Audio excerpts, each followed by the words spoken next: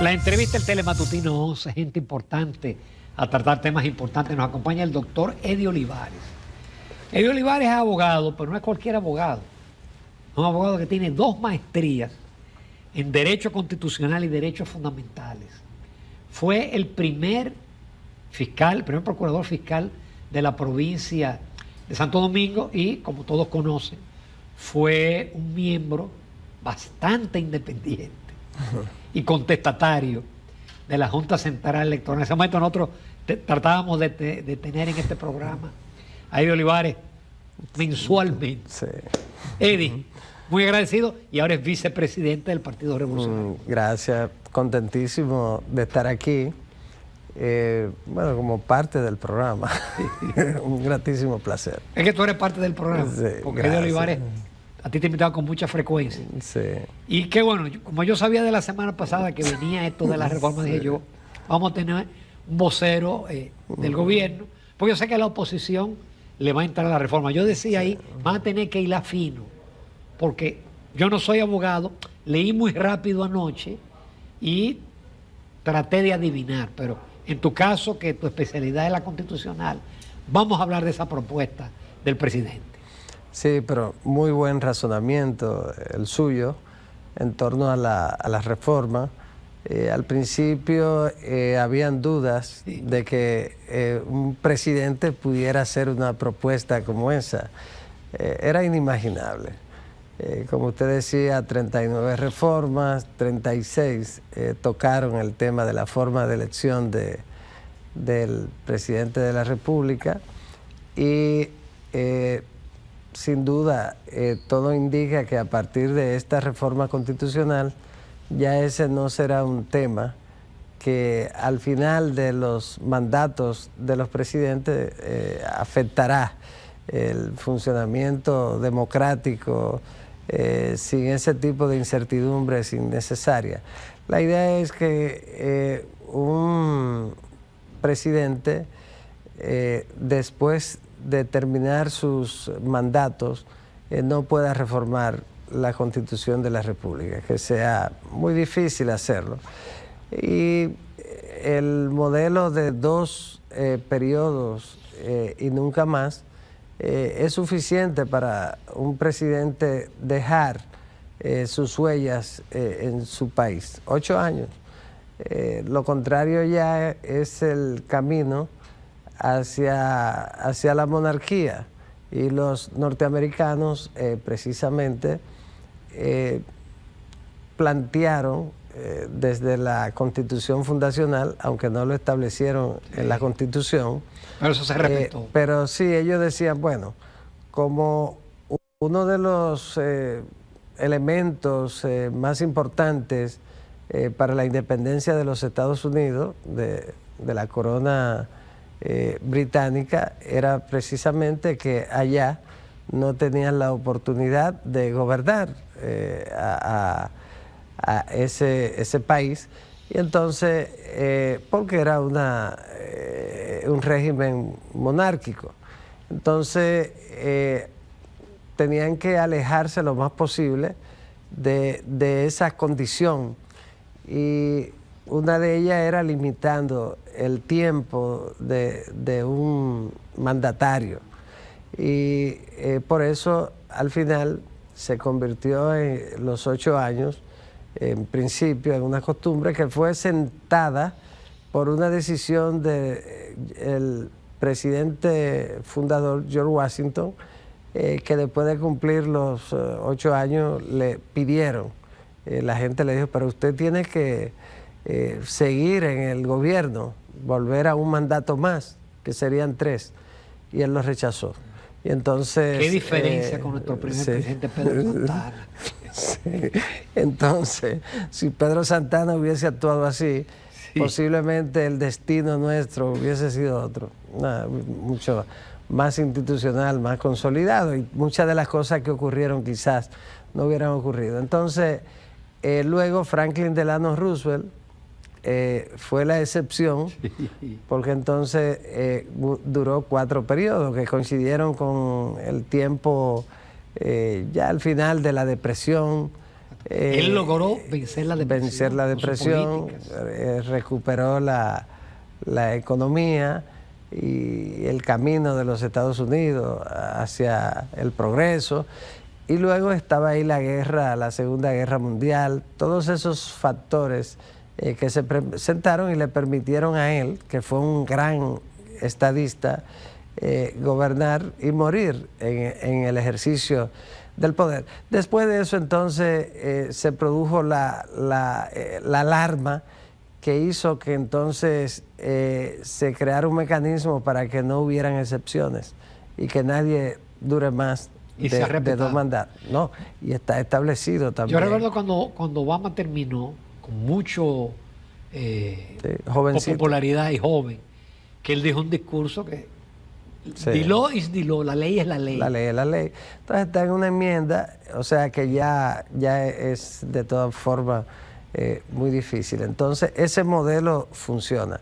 Yo creo que... Pero perdón, porque yo veo que hay una fórmula, y en esto estoy tratando de recordar a Milton Rey Guevara, sí, que hay artículos pétreos. Sí. En el nuestro, el artículo que dice que el gobierno tiene que ser civil, democrático. Eso es intocable. Sí, eso. sí. Usted no puede decir que es una dictadura, que es una monarquía, Sí, pero en ese artículo ya se establece lo de la elección. Claro, y no solo eso, este artículo, que es el artículo pétreo de la Constitución, en cuanto a la forma de gobierno, es una garantía para no caer en la dictadura o en un estado monárquico, etcétera.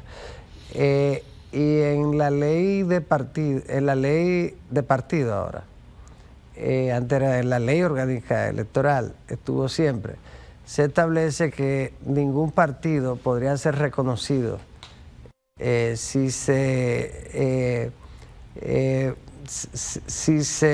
sale de ese mandato constitucional. Es decir, un partido no puede establecer entre sus principios o en sus estatutos que va a luchar por una monarquía, porque no podría ser reconocido por la Junta Central Electoral. Es decir, en el caso de esa cláusula pétrea de la Constitución de la República, es decir, que no puede ser cambiada, está ese elemento fundamental, lo que garantiza la democracia.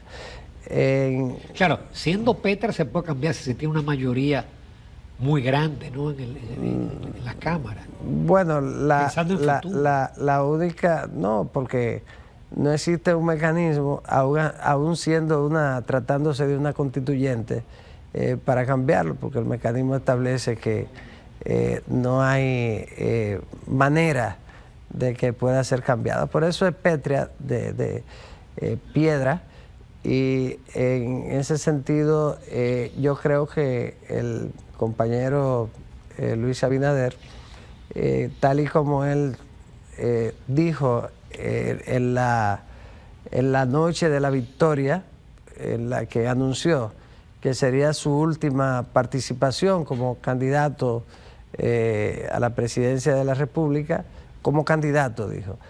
Y en ese sentido, y que sería un legado que le dejaría a la nación. Ese momento del discurso de la victoria. Pasaría la victoria para ser el primer presidente. Y además se retira, 60 años va a tener el presidente Abinader, joven. Y se retira, es el único presidente que ha tomado una decisión de este tipo. Lo hizo temprano para que las voces agoreras dentro de la misma organización y los amigos no lo molestaran planteándole la posibilidad de él continuar en el poder. Nadie se atrevió a volverle a hablar de eso. Entonces quienes dudaban era la oposición. Va a ser difícil. Y sí, por un lado decían, bueno, es una estrategia de todas formas para él poder volver a reelegirse. Y como es una constitución nueva, el criterio que tiene un sector importante de la doctrina constitucional dominicana, de que la Constitución se resetea, como diría mi querido hermano Eduardo Jorge. Entonces, el reseteo de la Constitución, que no es cierto. Yo no estoy de acuerdo que la Constitución se resetea y que todo desaparece y nace una nueva, como un programa de una computadora. Entonces... eso es partiendo de que las leyes no son retroactivas, pero no es una ley. Es la que no se le aplica entonces a quienes estuvieron antes. Pero está el transitorio. Sí, bueno, el transitorio se hace por eso, por ese criterio que ha primado muchos de nuestros constitucionalistas. De todas formas, para que no hubiera duda, también está ese transitorio. De modo que a partir del próximo 16 de agosto, cuando el presidente presente ya frente a la Asamblea Nacional, ese día en el acto de juramentación, en su discurso, estos planteamientos, será un día memorable, histórico, la confianza del pueblo, porque fíjese que transparente, que él va a presentar eso. Y dejó claro ayer que mucha gente quizá lo confundieron en el planteamiento que hizo. Nadie en el PRM, ningún legislador o asambleísta en el momento en el que ya esté conformada la Asamblea Nacional, podrá someter una propuesta distinta a esas que él está haciendo. Al presidente le hicieron esa pregunta ayer en la presidencial. Y de verdad hay esa obediencia a los lineamientos del partido, de que de repente una mayoría decida, no, mira, no va el transitorio, o no va la reducción del número de diputados, sí, porque también eso es la primera vez que un partido reduce sus propias posibilidades. No, porque él no ha dicho ahí, entiendo yo, y por la forma como él se maneja, él no ha dicho que nadie puede cuestionar esa propuesta. No, él no actúa así. Luis es un demócrata. Él lo que ha dicho es que nadie... Que no puede haber propuesta. Puede haber, por la duda que tenía la oposición, sí, de que la Asamblea Soberana, de repente, además de esas propuestas que él ha hecho, aparece alguien con otra propuesta. Lo que el compañero Luis ha dicho es que eso no va a ocurrir, que nadie puede, ningún miembro de la Asamblea de nuestro partido puede plantear temas distintos a estos que él está presentando. Él no dijo fue, usted no puede opinar, usted no puede, no, lo que dijo es que usted no puede plantear un tema distinto al que él está presentando. Porque hay constitucionalistas que dicen que cuando la Asamblea se reúne soberana. Y entonces esa era una duda que tenía la oposición. Decían, no, cuando se reúne la Asamblea, esto es un juego, para que cuando se reúna la Asamblea, entonces por ahí puede entrar todo. Entonces, no va a entrar todo, porque el Partido Revolucionario tiene en esa Asamblea más de la 3/4 parte. Pero el presidente dice que se va a reunir con los legisladores. También, claro que sí, y con diversos sectores de la sociedad. Ahora, debe ser un proceso razonable en el tiempo, porque se trata de 4 temas importantes. Además, es 15 días después que se somete, ¿no? Sí, después de la ley, después que se somete la ley. 15 días es la Asamblea. Sí, entonces, sin lugar a dudas, yo pienso que esta es una reforma, como usted señalaba, que usted puede estar de acuerdo o no en algunos de los temas, pero en los 2 principales, como es el que tiene que ver con el de darle término a eso que ha motivado tantas reformas constitucionales en el país, que es la de la modificación de ella para entonces extenderse en el poder más allá de los plazos establecidos por la Constitución que escogió al presidente de turno. Ese es un aporte fundamental. Lo otro es su visión sobre la forma de consolidar la independencia del Ministerio Público, la forma de escogencia, la permanencia durante 4 años inamovible de un procurador, que es interesante. Ya lo otro, el tema de los diputados, la reducción, bueno, pueden ser 190, pueden ser 137, pueden ser 100, porque esa escogencia se va a producir a partir de las elecciones del 32. Entonces, pero ahí cada quien puede tener su criterio en cuanto a la representación de las diferentes circunscripciones. También ahí hay un planteamiento nuevo e interesante en el tema de los diputados. Actualmente son 5 diputados nacionales. Con la reforma pasarían a 20 diputados nacionales. Habría que ver luego en la ley la forma como se escogerían o se distribuirían esos 20 diputados nacionales, que será siempre, por supuesto, por acumulación de votos, probablemente. Podría ser también con la votación nacional por esos candidatos, pero ya es un tema que habría que ver en la ley cuando se presenta. Pero son temas realmente muy trascendentes para la consolidación de la democracia, el Estado de Derecho, el fortalecimiento del Estado de Derecho y, sin lugar a dudas, un aporte extraordinario del compañero Luis Abinader, que le augura también un final de su mandato con una valoración probablemente que será la más alta de un presidente en democracia. Con tu permiso, Edelio Varios, amables televidentes, nos vamos a comerciales. Todavía tenemos muchos temas de interés, porque vamos a ver el partido, y el Partido Revolucionario Moderno, y otros temas de interés del país. Volvemos en unos minutos. Continuamos con el doctor Eddie Olivares, vicepresidente del PRM y ex miembro de la Junta Central Electoral.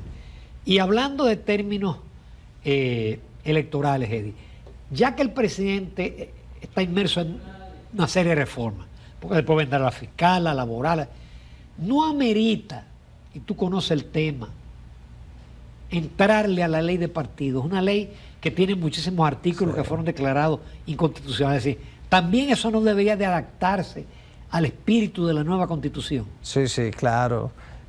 Además, la ley de partidos se iba a modificar en el mandato anterior.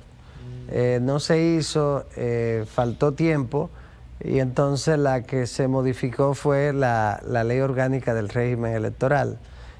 Quedó la ley de partidos ahí en el escritorio del Congreso Nacional. Ahora hay que hacerlo, y lo ideal es, y yo sugiero, planteo que sea una de las primeras, para que esa reforma se haga sin la presión del tiempo, casi siempre ya en medio de una precampaña. Entonces el liderazgo actúa conforme a a sus intereses particulares. El precandidato o precandidata que incide en ese momento en el partido, entonces procura que la ley se haga a su imagen y semejanza de su conveniencia, de sus intereses, en cada uno de los partidos.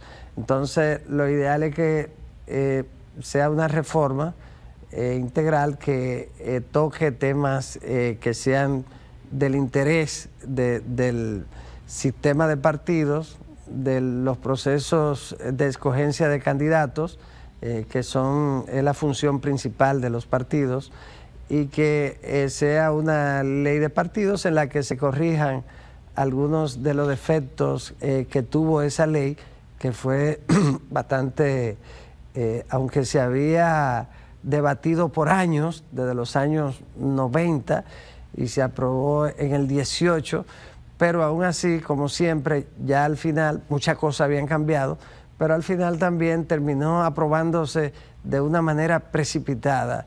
Y ahí hubieron fallas en la redacción, precisamente, inclusive en la redacción, elementos... Además tú no lo vas a decir, pero eso fue un traje hecho a la medida por el gobierno de Danilo Medina. Sí, pero de alguna manera pudo haber sido mejor.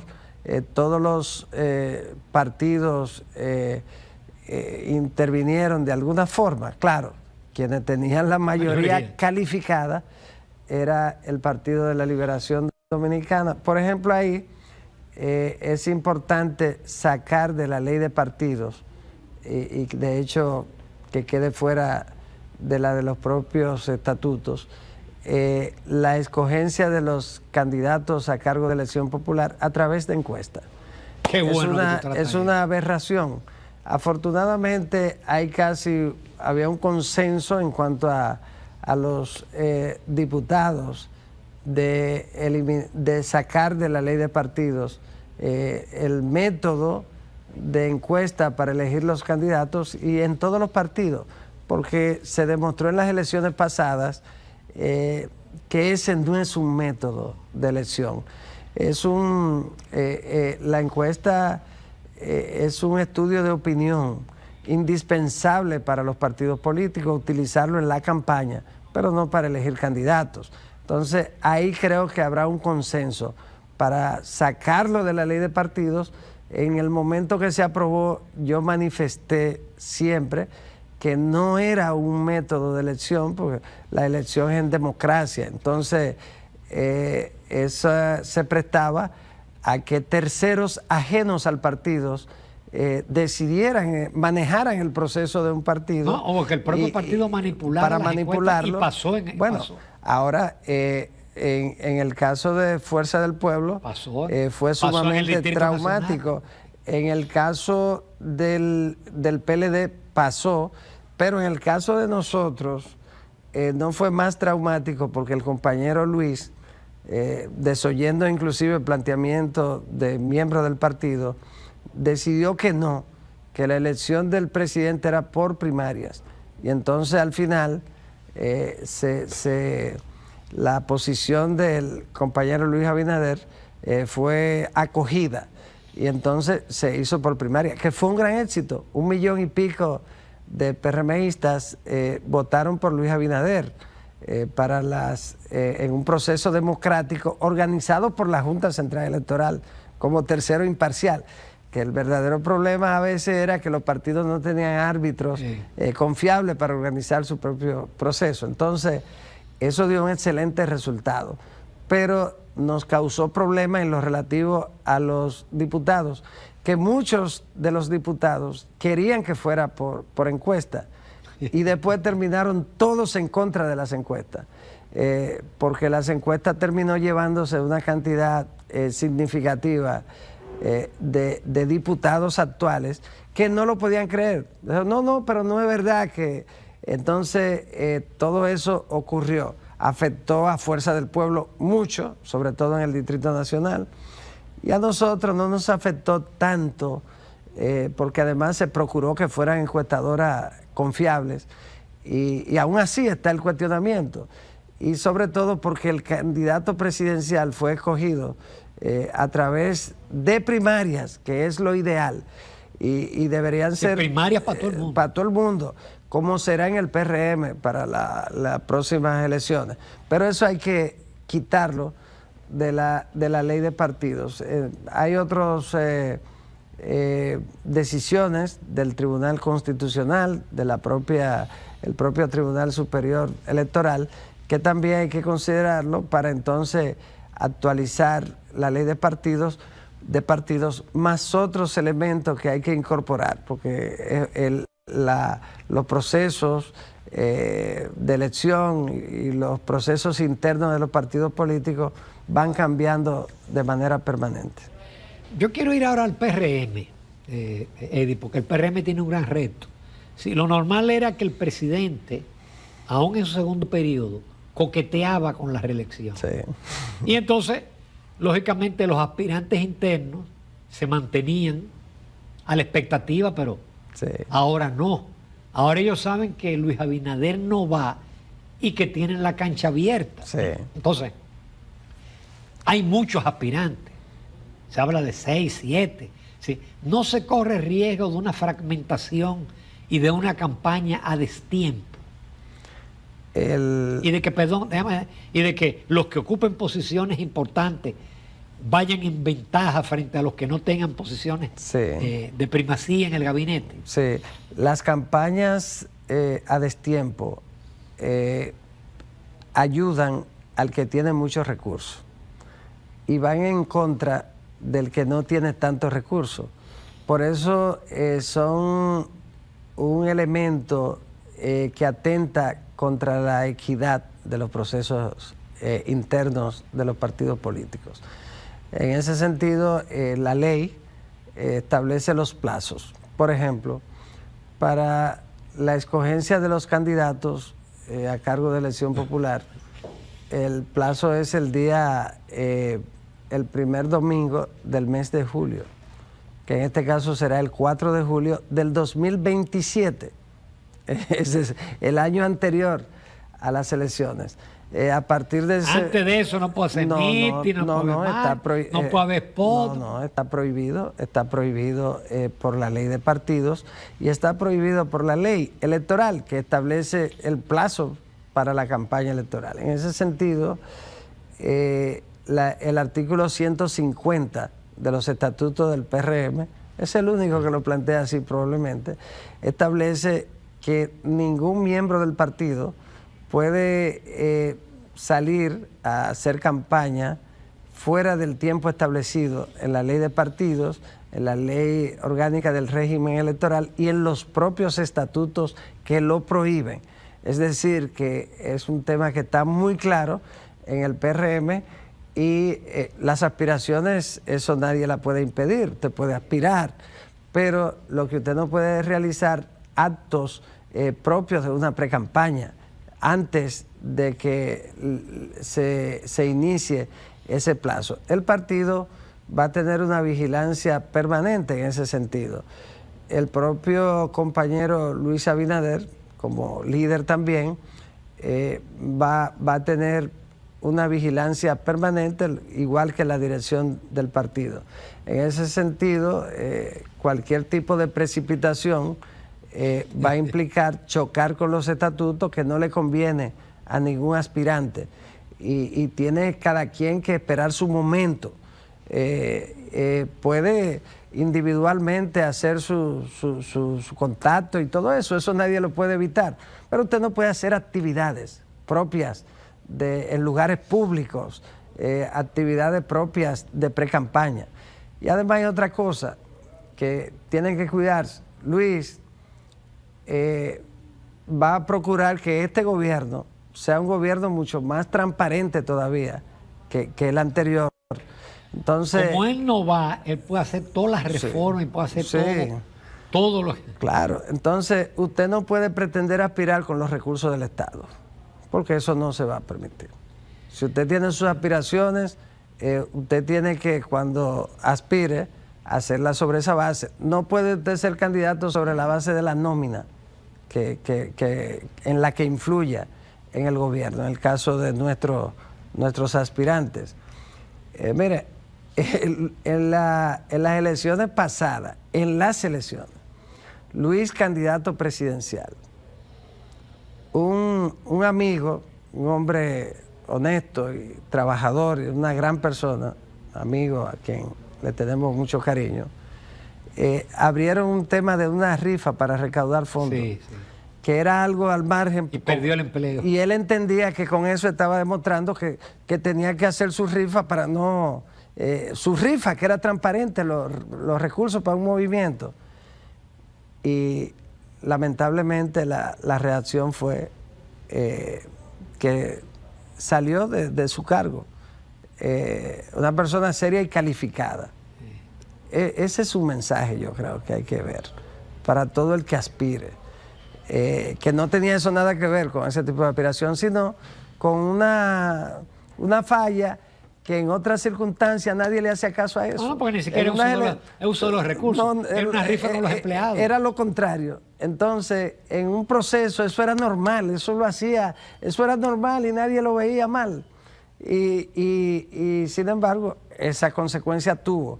El celo en ese sentido con el uso de recursos, los aspirantes tienen que estar claros que ahora será mucho mayor. Sí.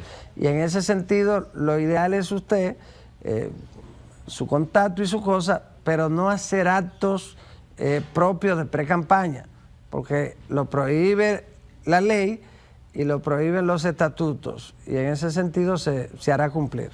Eddie Olivares, como siempre, muy agradecido de tu participación y de que trate siempre con mucha claridad temas que son de alto interés. Muchas gracias, te esperamos pronto. Muchísimas gracias.